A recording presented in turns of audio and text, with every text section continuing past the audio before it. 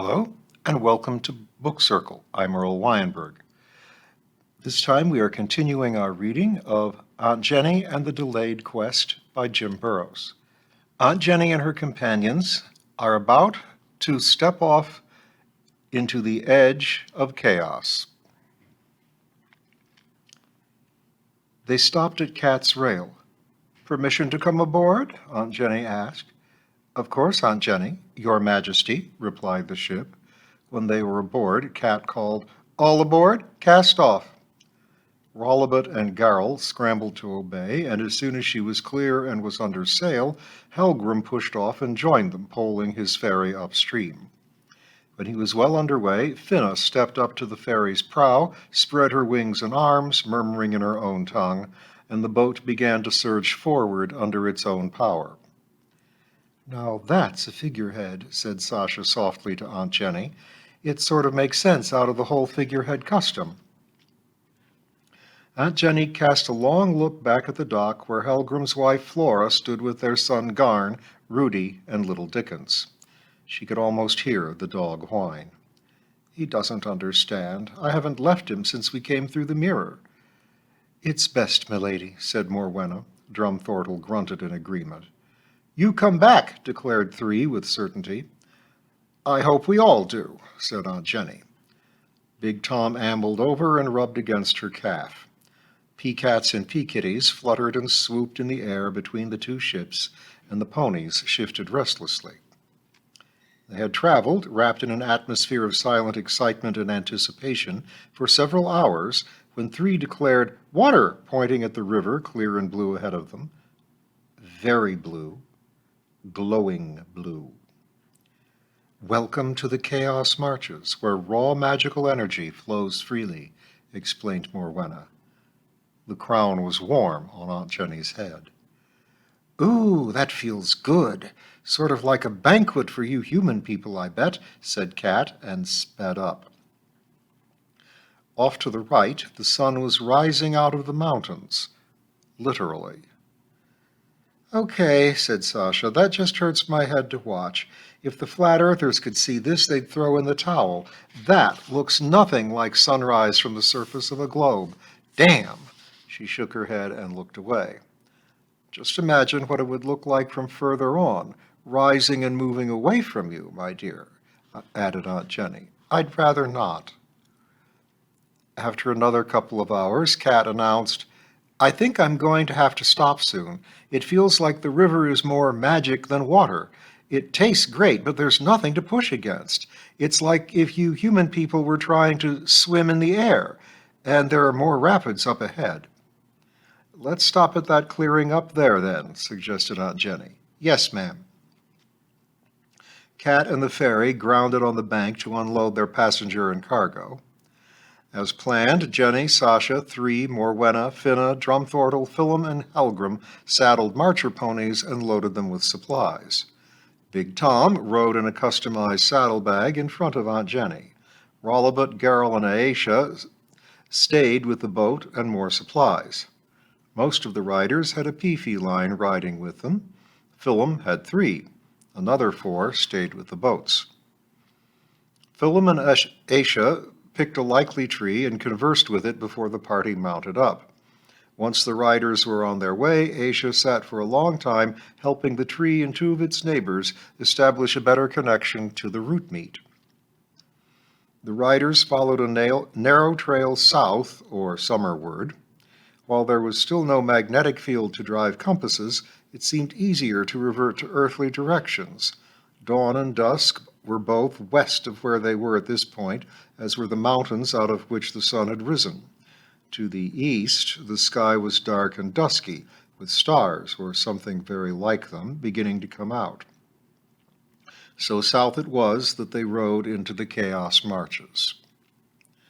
The terrain soon turned into the ridges and mountain-like tracks rising out of misty valleys that are common to the marches. Off to their right, the mountains of dawn rose higher and higher. To the left, the starry sky became darker. After a while, the branching that 3 chose turned their path eastward toward the dark skies of chaos, and those skies started to be not only before them, but to either side, north and south. As they had been riding, the vegetation had varied. Now forest, now grassland, now scrub, now forest again. Here it was mostly scrub, and the ridges steep and mountain-like. Once more the track led down, and they found themselves in a meadow flanked by gnarled, stunted trees. A bluish stream came down toward them and turned off to run north, or to their left at least. The light here was dim, though brighter than back in twilight, far behind them. They stopped to water the ponies and let them browse. "I think," said Philum, "that this is as far as either the ponies or the root meat can go. It would be best if I hobble them here and send word back by both bird and tree." "And the rest?" asked Aunt Jenny. "Drummer, Helgrim?" She gestured, taking in Morwenna, Finna, and Sasha. "And be quite honest, Jen," said the dwarf, "I ain't feeling all that well, nor strong. I can push on, but I fear that my use to you will be flagging." "Well, old friend, we still have enemies, and they may follow us. If you're strong enough to defend Philum and the ponies here, but weaker if you walk with me, then perhaps you're best off staying. We wouldn't want you to stop later on your own, breaking the party further. I suggest that be how each of us decide. Even if you don't feel that you must stop now, but might need to later short of our goal, then stop here and now." She looked around. "Three go." Sasha, Finna, and Morwenna all opted to continue. Helgrim was visibly torn. "There's no shame in staying to defend our rear and our retreat," Aunt Jenny assured him. "Drummer is a seasoned witch-walker, and he has the wisdom to know that this path is different from the ones he's trod." "I only hate to let you go without me, ma'am. We Nephilim are used to being the strong ones." "Yes, but is this realm sapping it from you, my friend?" "There's no denying that. Still strong enough to lift yon horsey, but two would be too much," he laughed. "You see," she replied, "you know the truth. Better here where your strength and laughter are intact. We're not hoping for a fight, just to scout around." She laughed a bit. "And you are just a bit conspicuous for stealthing around." "Right you are, ma'am. I accede to the wisdom of Her Majesty." After checking the contents of their rucksacks and waterskins, the five continued on up the path from the meadow on toward deeper chaos, each with a feline perched on their shoulders. Big Tom marched alongside Aunt Jenny. After a few minutes' climb, they crested a snowy rise. "Wow!" exclaimed Sasha, taking in the sight before them. "Indeed," said Aunt Jenny. "You weren't with me visiting Al-Bahith, but there was a garden at the manse facing duskward where the view looked something like out of a Maxfield Parrish painting." "And now it's Vincent's Starry Night." "My thoughts exactly." "You'd have to be nuts to see something like this." "You'd have thought so."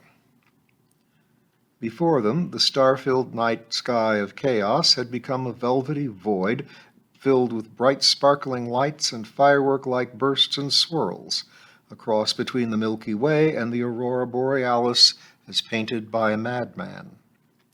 Below, mountain peaks poked up through a sea of mist and cloud, mists concealing glowing, pulsing lights of their own. "I say again, wow!" Finna stepped closer, as did Morwenna. "That is a sight," agreed the Peri.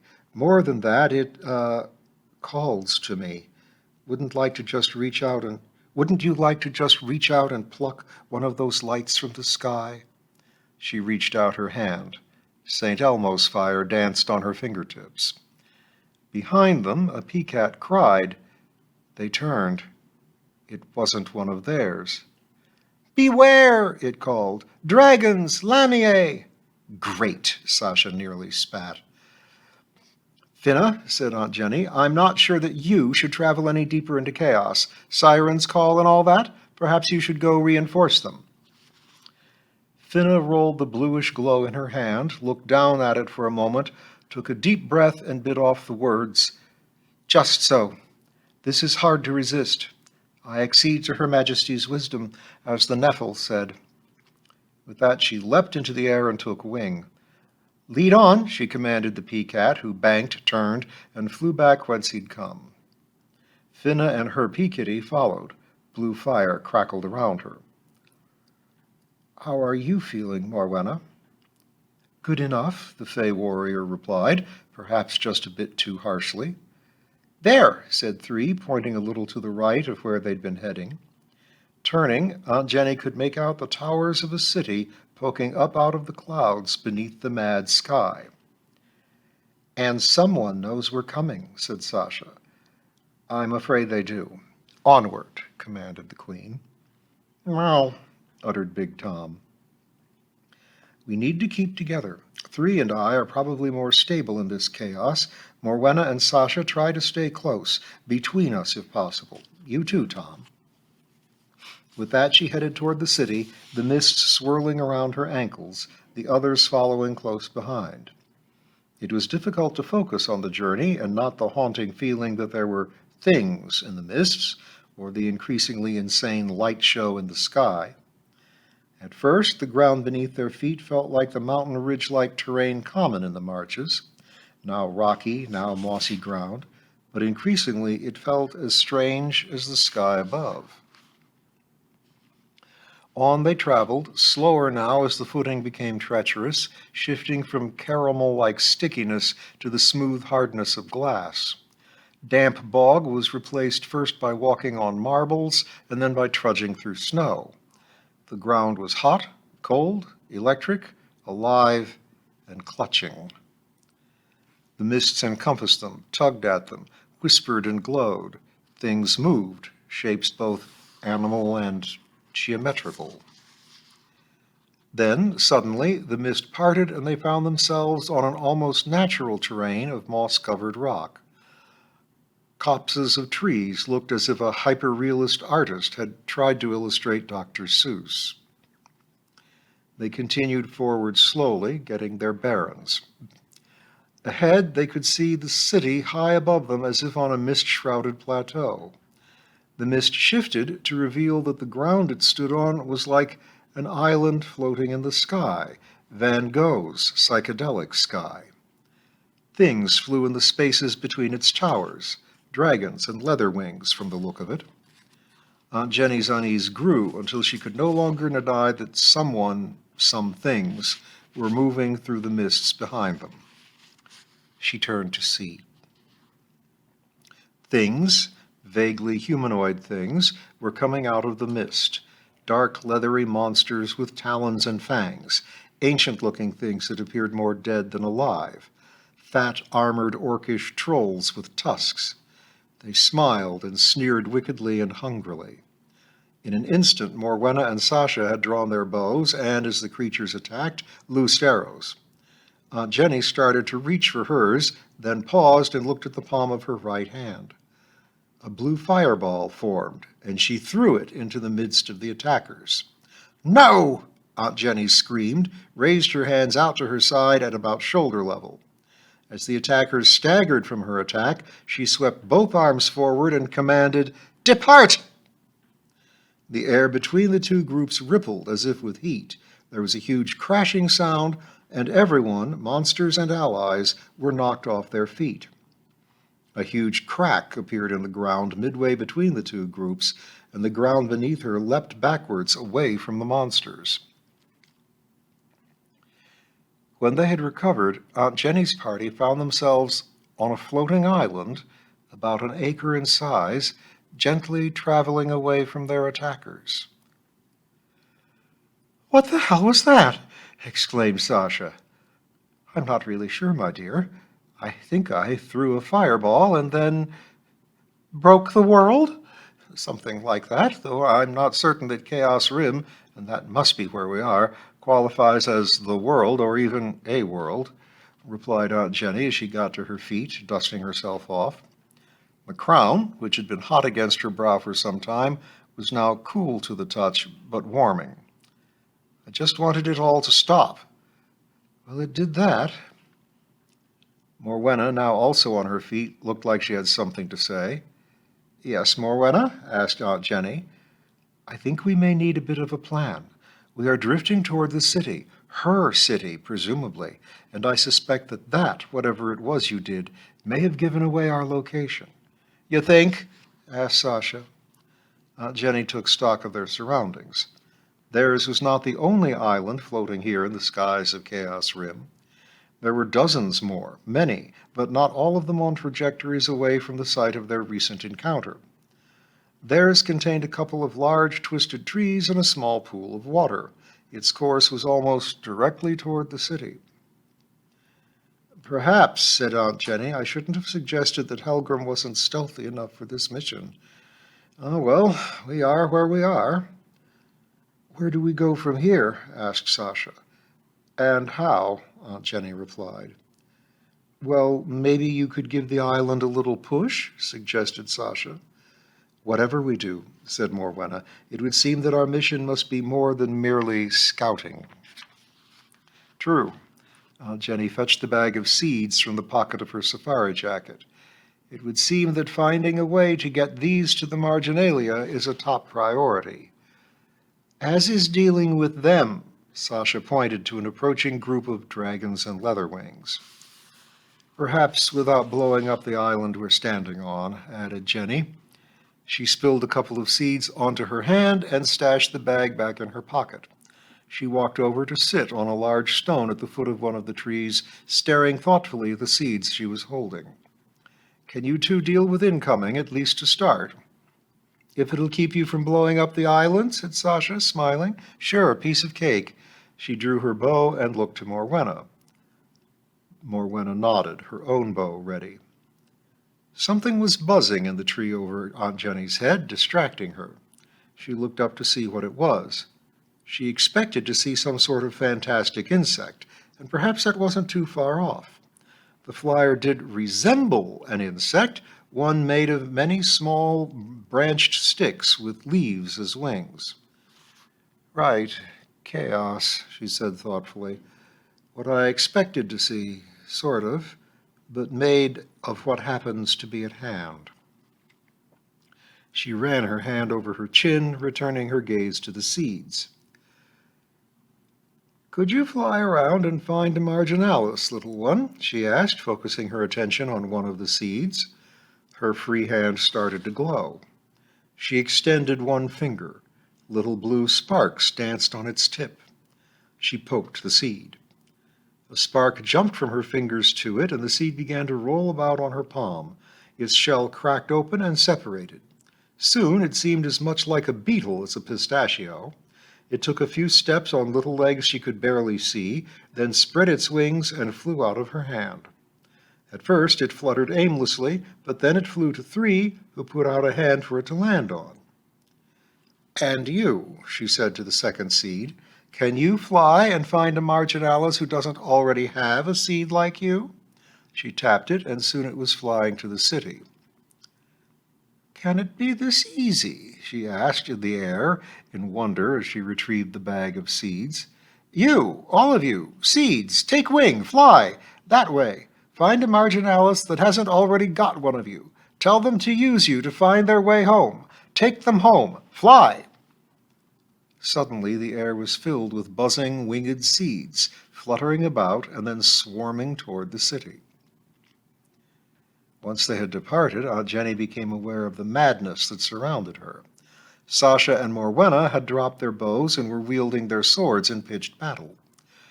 Sasha was engaged with a pair of leatherwings armed with swords. The third sword flashed as she parried one and thrust at the other.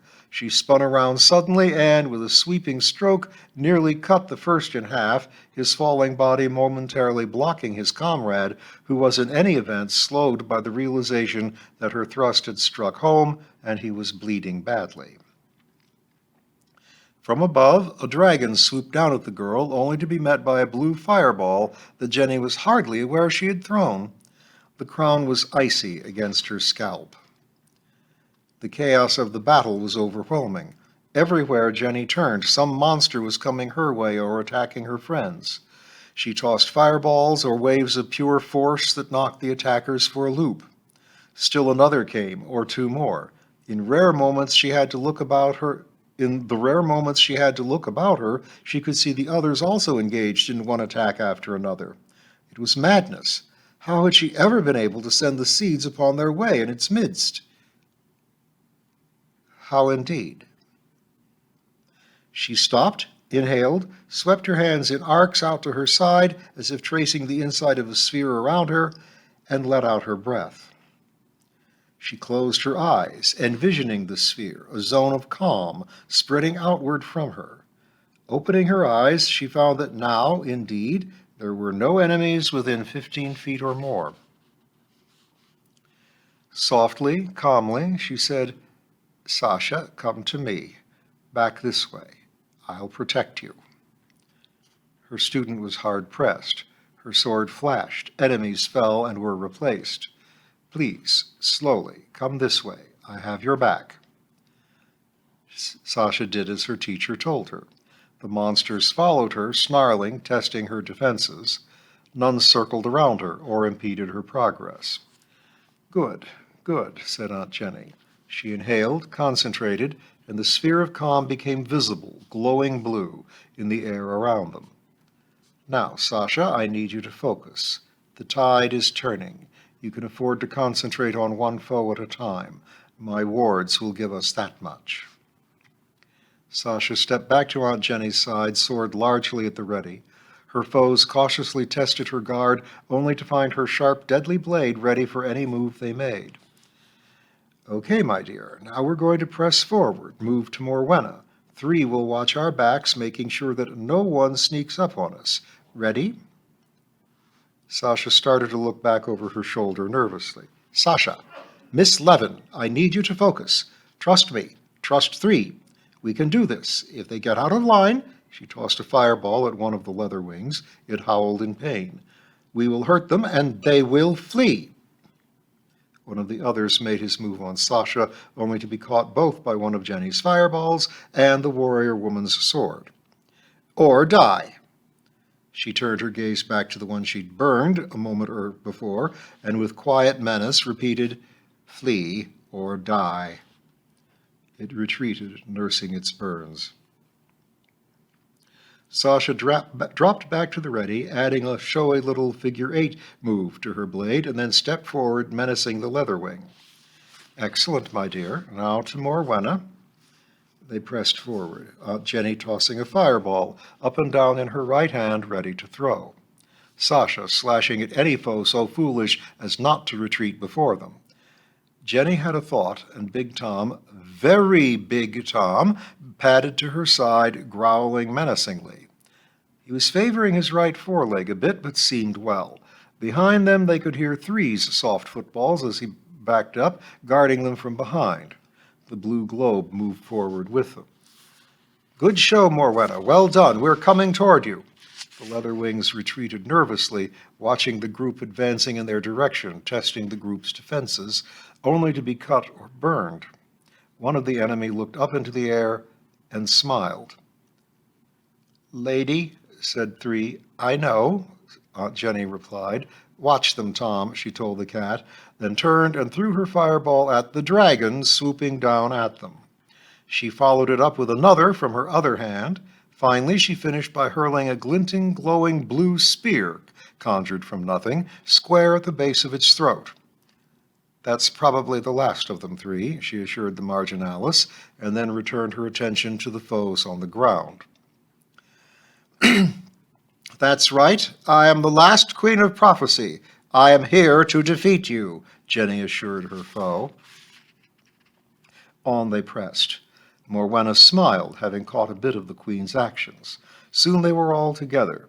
Aunt Jenny smiled and gestured. Morwenna and Sasha's discarded bows hovered by their sides, close to hand. "All right, ladies, now for the finale. On my mark, cut them down. Shoot any that flee too slowly. Now." And they did. Swords, fireballs, and the snarling cat set the enemies fleeing, and arrows urged them on their way. Wow! Indeed. It was by now the customary exchange. After a moment, Aunt Jenny, Queen and teacher, spoke softly, firmly.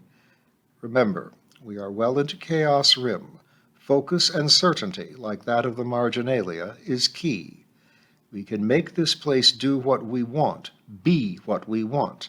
It even wants to be dominated, as you said, Sasha. The crown gives me a serious edge, but it is true for each of us. Catching Sasha's eye directly, do you understand, my Amazonian champion? Yes, Aunt Jenny. And you, Morwenna? Yes, my queen. Where you lead, we can follow. Good. Now about that city. And we will follow them into the city next time.